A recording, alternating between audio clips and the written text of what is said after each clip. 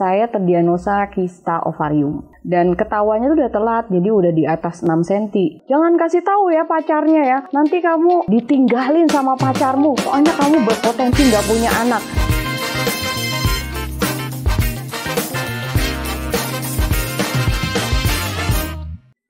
Saya Ang Abdullah, selamat datang di Nasihat Om-Om. Hore, sekarang kita kembali lagi dengan bukan Om-Om, tapi kalau umur sih tante-tante, tapi kalau muka saya nggak enak ngomong tante-tante. Dengan tante, Om, tante atau mbak apa teteh? Atau apa ya, terserah aja nama aja kalau gitu. Atau Dek boleh juga. Aduh, kalau mau ya Dek. kalau muka sih Dek ya. Dengan Kak Rini. Halo. Halo Kak Rini. Apa kabar? Oh, alhamdulillah. Sekarang kalau saya lihat itu kayaknya kok sumringah dan begitu mempesona. Oh, mempesona untuk ukuran om-om Untuk ya. Om-om. Tapi saya pernah melihat Mbak Rini dulu berbeda. Nah, nanti kita ceritain ya. Nah, saya mau kenalin dulu. Kak Rini ini adalah seorang, kalau saya bilang sih, superwoman. Nah, dan juga seorang wanita karir. Supernya di mana? Nanti kalian pasti akan tahu supernya di mana kalau kalian menonton episode ini sampai habis. Oke, Kak Rini, langsung aja lah ya. Nanti teman-teman akan melihat sendiri supernya di mana. Saya pernah melihat Kak Rini itu di tahun 2018, 15. Saya menjenguknya di suatu rumah sakit. Terbaring waktu itu di ICU. Dan berbeda sekali dengan yang sekarang, comeback strong. Saya lihat timelinenya itu, wow, hidup sehat, banyak olahraga, pola makan oke, dan makin harmonis. Nah, saya lihat seperti itu. Nah, kita lihat dulu tuh ada apa sih? 2015 ya? 2015. Kenapa bisa sampai terkapar di ICU? Ya, saya taunya gitu ya? 2015 itu. Iya. Jadi dulu sebenarnya dari kecil tuh saya bukan anak yang kuat bisa lari ke sana kemari gitu ya. Jadi saya dari kecil tuh memang udah, kalau orang Jawa bilang krik-krik, sakit-sakitan. Ya, sakit-sakitan. Jadi dikit-dikit sakit. Kalau olahraga, tes olahraga gitu ya di sekolah, pingsan. Terus upacara pingsan gitu ya, udah langganan dari kecil. Langganan UKS. Langganan UKS gitu ya. Jadi kalau mau bolos juga alasan sakit tuh masih dimaafkan gitu. Sama gurunya karena udah kebiasaan sakit gitu.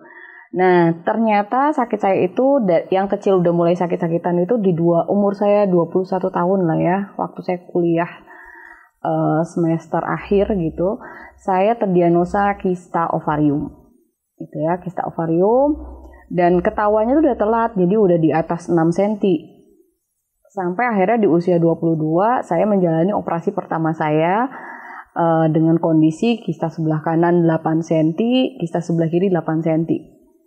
Pada saat itu, dokter tuh bilang, kamu punya pacar apa enggak? Gitu. Punya, dok. Jangan kasih tahu ya pacarnya ya, nanti kamu ditinggalin sama pacarmu, soalnya kamu berpotensi nggak punya anak. Bayangkan anak kuliah umur 22 tahun, pacarannya juga baru gitu kan. Sudah menanggung beban. Nah, udah dikasih tahu sama dokternya kayak gitu. Nanti soalnya takutnya kalau saya operasi dan saya harus angkat semua, nanti kamu nggak bisa punya anak. Jadi kamu nggak usah cerita ya sakit ini ke pacarmu. Itu saya keluar dari ruang dokter udah meraung-raung nangis. Dan di mobil itu pacar saya itu yang sakit apa, bilang dia pikirnya aku sakit kritis apa gitu kan. Kata dokter aku sakit kista, katanya aku nggak usah kasih tahu, katanya aku nggak akan bisa punya anak gitu kan.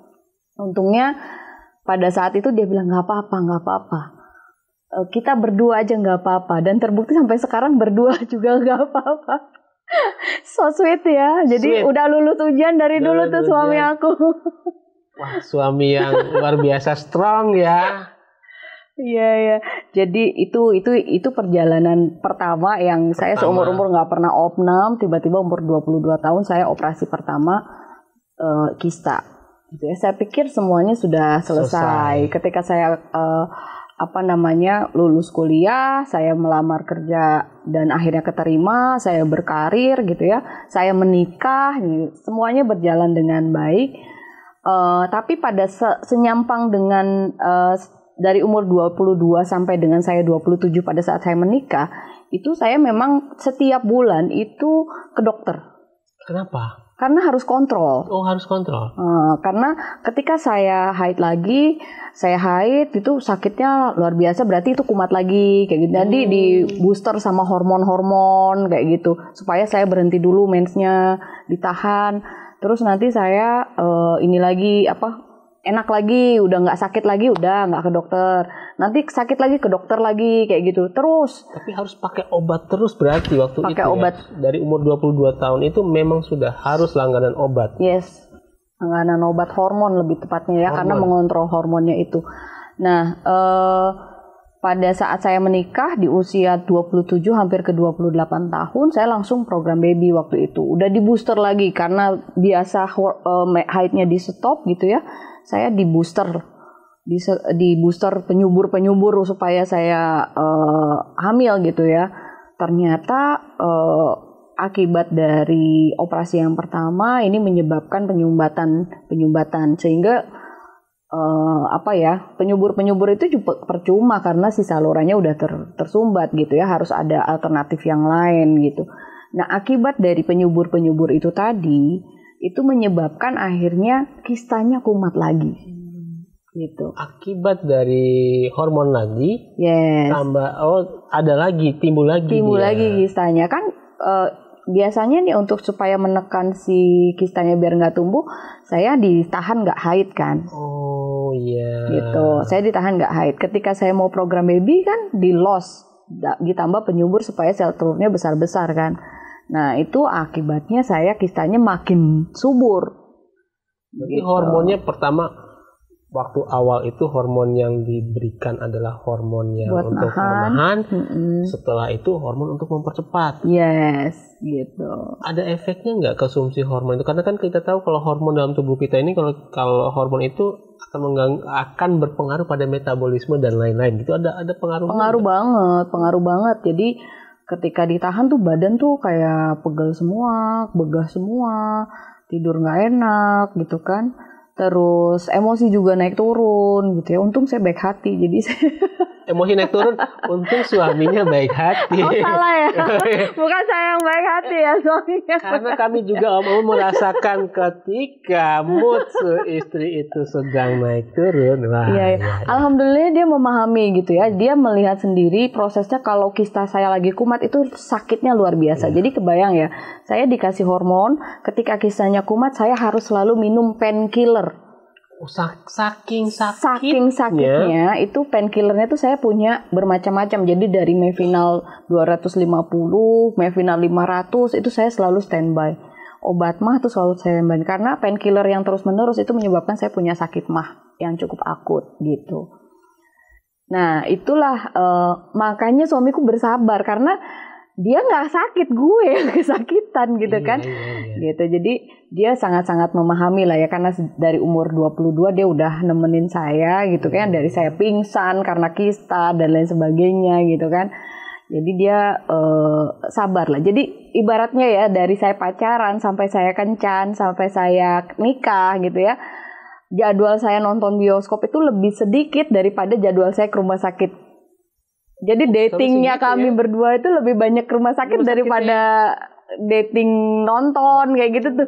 Datingnya berarti romantisnya itu, ya ini bukan apa-apa ya, maksudnya kan kita cuma cerita zaman lama ya. Iya. Romantisnya itu kayak di film-film Korea, terus di lagi nunggu obat, lagi pegangan tangan gitu ya. Enggak juga. Biasanya kita nunggu dokter atau apa tuh ini nongkrong di depan kliniknya sambil makan bakso, saking udah biasanya gitu ya. Kalau saya udah nggak sabar nunggu antriannya yang luar biasa, dia cuman bilangin, udah sabar aja kamu, ngomel juga antriannya nggak berkurang gitu kan.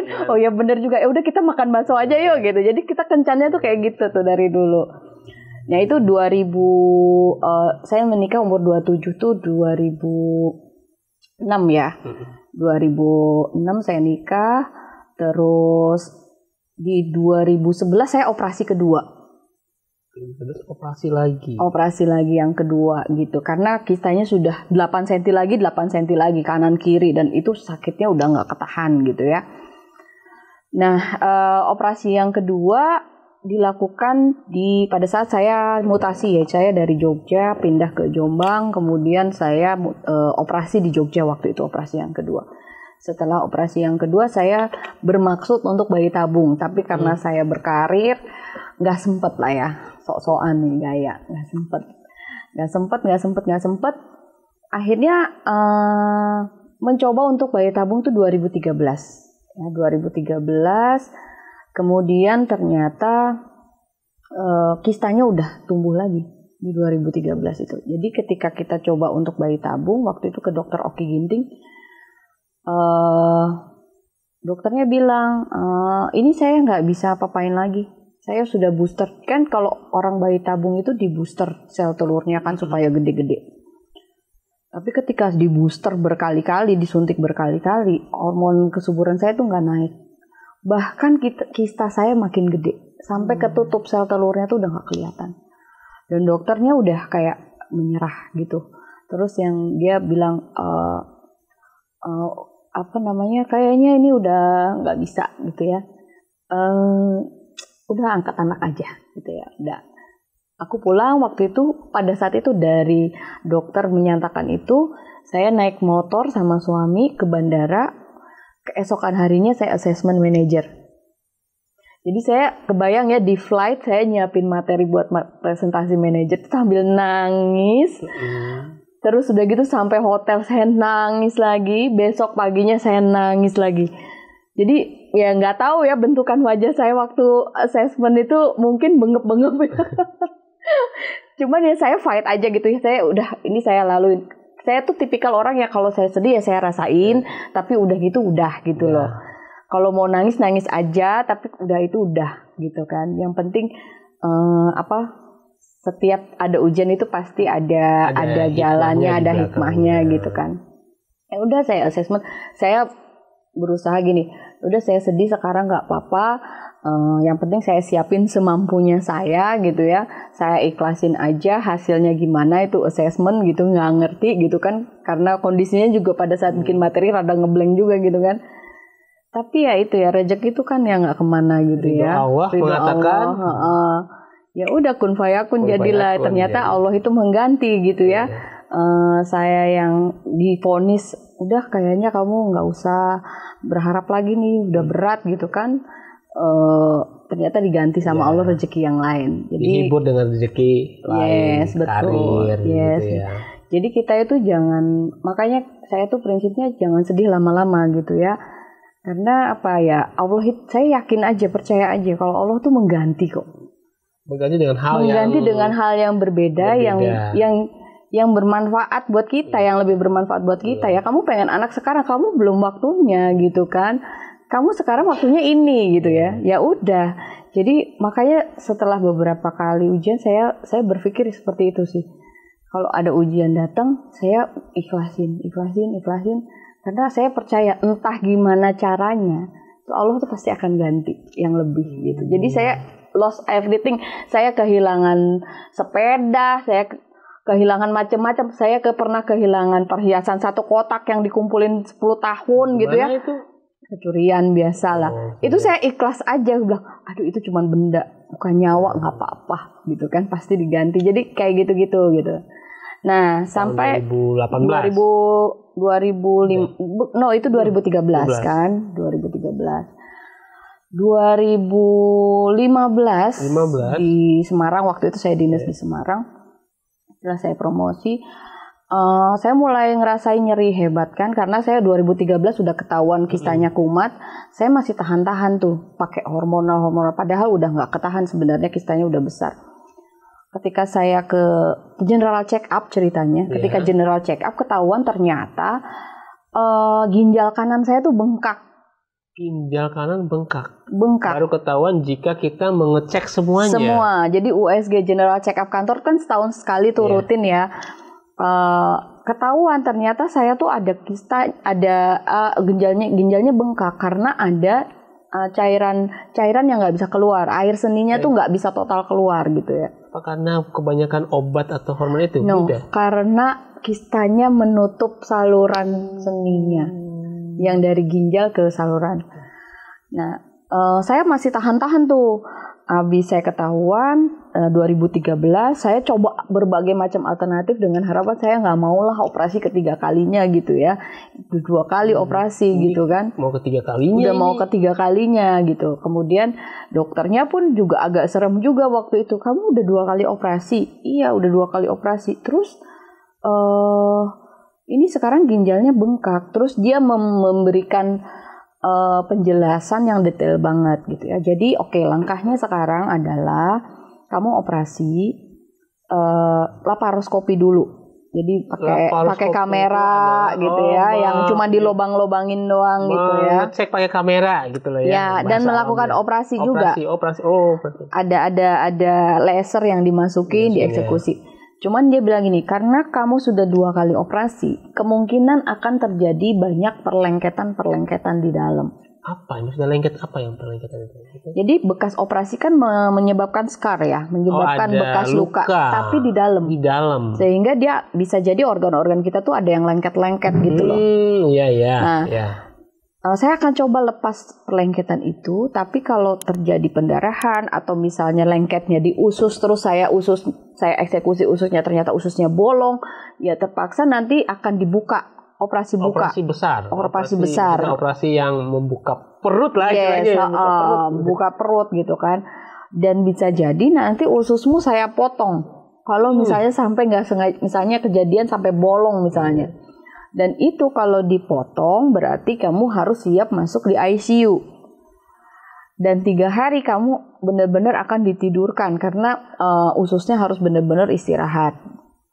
Nah, ini resiko yang terberat, tapi saya harus sampaikan. Itu saya udah keringat dingin Parno kan. Ya bukan, jangankan Mbak Rini yang mendengar, yang mengalami, saya aja dengar ceritanya itu udah langsung kepala saya langsung theater of mind kalau kata orang-orang itu, usus diambil. Ya, itu kan gitu ya. Iya, jadi pada saat itu saya udah parno ya mau operasi ketiga. Terus saya memutuskan ya udah deh coba deh alternatif dulu. Sampai saya ke Makassar, saya ke Malaysia, pokoknya saya kemana-mana lah untuk alternatif yang dioperasi tapi dengan yang cara magic Kuhibinio itu yang nggak pakai pisau, bener-bener pakai pisau tuh alternatif dibuka pakai pisau operasi gitu. Pisau operasi tapi pakai magic Kuhibinio. Iya pernah kejadian kayak gitu. Dan itu bener-bener yang keluar kayak ada gitu hal ya. Yang keluar lah ya. Tapi progresnya nggak cepet karena dia kan bukan dokter ya, jadi dia bisanya sedikit-sedikit ya. Kalau banyak nanti takutnya kamu ngedrop gitu. Sampai akhirnya 2014 akhir itu medical check up yang kedua di tahun kedua. Ternyata ginjal saya tuh bengkaknya udah stadium 3. Karena dibiarkan 2 tahun gitu loh. Karena dibiarkan, akhirnya semakin bengkak kan. Terus dokternya mengarahkan coba ke urologi ya. Urologi itu yang berhubungan dengan ginjal dan ke urologi. Saya di ronsen untuk mengetahui kondisi ginjal tuh sakit banget. Dia kayak dimasukin cairan gitu deh. Masukin ke sini? Oh, maksudnya di infus gitu. Tapi dia pokoknya nggak nyaman. Jadi kita dikasih cairan banyak terus dia kayak di foto gitu. Sakit aja nggak nyaman, apalagi sakit yang seperti ini ya gitu ya. Itu bener-bener ya kalau ginjal bengkak stadium 2 tuh rasanya puasa aja tuh nggak bisa. Kenapa? Karena sakit, nggak minum kan terus sakit pinggangnya sakit banget. Nah terus akhirnya saya bilang wah bahaya nih. Dokter urologi bilang ini stadium 3 ya. Kalau stadium 4 ginjal kananmu tidak bisa berfungsi lagi. Dan ini pun misalnya kita eksekusi sekarang, kita pasang selang stem sekarang, itu ginjalmu tuh nggak akan kembali 100%. Karena apa? Ibarat kata balon ya, udah bengkak gini, balik itu kan dia nggak akan sempurna lagi. Yeah. Tapi itu better kalau kamu biarin berlarut-larut nih bahaya. Nah dari situlah akhirnya ya udah mau nggak mau kita mau nunggu alternatif kelamaan karena bahaya untuk ginjal. Akhirnya saya sama suami mutusin ya udah operasi deh gitu kan, operasi ketiga. Tapi karena saya udah parno yang bilang ICU apa segala macam, saya udah ginjal dan lain-lain, potong usus, maaf. Terus saya tuh bilang gini, apa kita operasi di Penang aja ya di Malaysia? Itu saya udah sampai booking gitu. Mau operasi di Penang Malaysia. Karena saya ketakutan gitu. Tapi terus saya pikir-pikir lagi ya, ini operasi beresiko gitu ya. Untungnya tuh saya masih bisa berpikiran jernih ya dalam kondisi saya kalut gitu ya. Ini operasi di Penang, kita cuma berdua berangkat ke sana. Orang tua nggak punya paspor gitu ya, dua-duanya, baik suami mertua ataupun bapak ibuku. Kalau ada apa-apa, malah ribet lagi gitu kan. Mereka ngurus paspor apa segala macam gitu kan. Udah kita balik aja operasi di Jogja aja deh gitu kan, yang dokternya udah kita percaya gitu kan. Terus udah gitu keluarga juga deket kan, dari mertuaku dari Klaten ke Jogja deket, bapak ibuku ke Bandung juga di rumah Jogja juga bisa gitu kan. Berarti yang itu saat itu yang kami jenguk itu. Yes. Itu 2015. 2015. No, itu 2015. Udah. 2015 itu saya akhirnya memutuskan operasi di sini. Ya. Kemudian berimpact pada ternyata setelah selesai operasi pendarahan dalam. Jadi itu yang akhirnya menyebabkan saya masuk ICU. Jadi dugaan dokter tuh benar ternyata. Ya. Memang bahayanya resikonya ya saya tuh nggak punya pikiran akan seperti itu gitu ya. Karena operasi pertama dan kedua tuh berjalan sangat-sangat smooth gitu ya. Jadi kita tuh benar-benar jangan nyepelein lah. Benar-benar penyakit apapun jangan disepelein.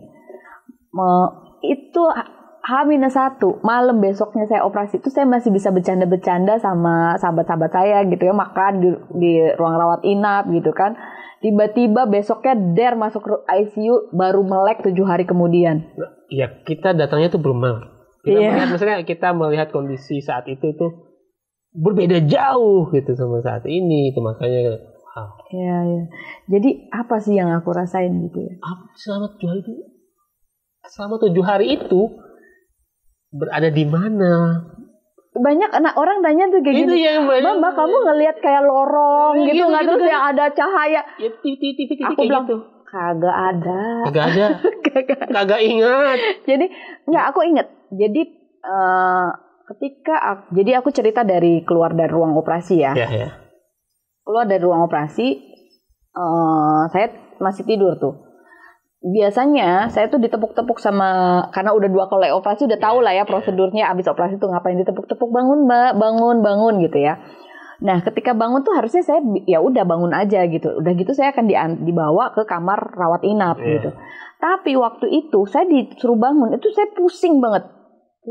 Terus tiba-tiba saya mual muntah gitu loh. Ini kenapa? Terus kayaknya ngantuk aja, nggak bisa buka mata sama sekali gitu. Terus hari kedua, saya dibangunin lagi sampai 3 kali saya nggak bisa bangun dan selalu muntah. Akhirnya dokter cek, ternyata HB saya tuh udah tinggal 4. HB tinggal 4. Demam berdarah aja HB-nya nggak segitu ya? Enggak, itu ya kata dokter nih ya, saya turun setengah aja tuh udah lewat. Tinggal 4. Jadi muka saya udah kayak kertas, kata yang adik saya yang lihat. Pada saat itu juga saya dibawa ke ICU untuk transfusi. Nah, untungnya dokternya sangat kooperatif ya, jadi menjelaskan ini prosedur normal kok. Jadi untuk tahap awal ini kita memang perlu transfusi, yang penting dinaikkan dulu. HB-nya, tekanan darahnya, kita perlu transfusi gitu ya. Itu jam hari Kamis, saya operasi jam 10. Saya masuk ruang ICU itu sore. Semalaman saya nggak bisa tidur. Jadi saya tuh ditojosin macam-macam, saya udah nggak kerasa apa-apa. Nah, mungkin karena obat biusnya operasi masih ada ya. Terus semalaman tuh saya nggak bisa tidur. Saya tuh ngerasa kayak orang lari gitu. Napasnya tuh kayak ngos-ngosan banget gitu. Ngos-ngosan, terus dikasih selang oksigen. Ini apa sih gitu kan? Kok heboh banget gitu. Sadar-sadar tuh saya heboh banget. Yesus, aku lepas aja Yesus, ini kayak saya ngap deh. Kayak orang lari gitu. Susternya bilang, jangan, saturasi oksigenmu tuh 80. bahaya gitu kan. Butuh oksigen di dalam obatnya, berarti butuh oksigen. Ya, oksigennya kecil. Otomatis karena darahnya nggak ada kan, darah nggak ada, otomatis asupan oksigen dari mana kan? Iya sedikit ya. Nah itu semalaman saya ditransfusi, besok paginya saya bangun, teman-teman nengokin tuh saya masih sadar tuh, udah mulai berwarna katanya wajahnya, sampai Tinet sama Epsi itu bilang, ayo Kurin kamu abis ini kita kulineran gini-gini. Aku cuma terus mereka baru cerita belakangan gitu, mereka ternyata keluar dari situ nangis-nangis karena dia bilang Kurin tuh diajak ngomong makanan tuh nggak respon, berarti dia sakit beneran. Yang mana orang masuk ICU nggak sakit beneran. Nah setelah itu, udah semua dilalui kan 2015, berarti akhirnya sembuh total seperti sekarang, apa ada hal lain lagi? Ada, jadi